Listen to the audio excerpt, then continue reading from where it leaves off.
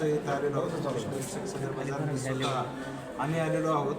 आता आम्ही फोरेन्सिकची टीम पण बोलवली आहे आणि नेमकं कारण काय आहे आणि कशामुळे तो मृत्यू घडलेला आहे याच्या तपासाबद्दल आम्ही आता सुरुवात केलेली आहे. सर्वप्रथम आम्ही घटनास्थळ पंचनामा करतो, बॉडी शासकीय रुग्णालयात शिफ्ट करून त्या ठिकाणी PM करणार आहोत आणि त्यानंतरच निश्चित कशामुळे मृत्यू घडलेला आहे त्याचं कारण स्पष्ट होणार आहे. त्या दृष्टीने आम्ही तपासाला सुरुवात केली. कुठे मार लागला बॉडीला, म्हणजे तो काय संशय आहे तुम्हाला? म्हणजे हा आता आम्ही तो बघत आहोत नेमकं कशामुळे घडलेलं आहे हे पूर्ण PM रिपोर्ट नंतर आणि पूर्ण बॉडी पाहिल्यानंतरच लक्षात येणार आहे.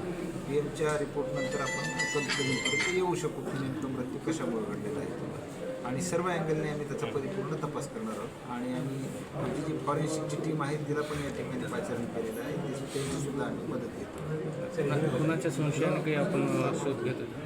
अकस्मात मयत आहे तो सर्व अँगलनेच आम्ही त्याचा तपास करणार आहोत. नेमकी घटना कशी आहे, अपघात आहे का घातपात आहे, कुठलीही शक्यता आम्ही रूल आउट करत नाही आहोत. अगदी सुरुवातीची स्टेज आहे त्यामुळे सगळ्याच अँगलने आम्ही तपास करणार आहोत. Okay sir, done. थँक्यू.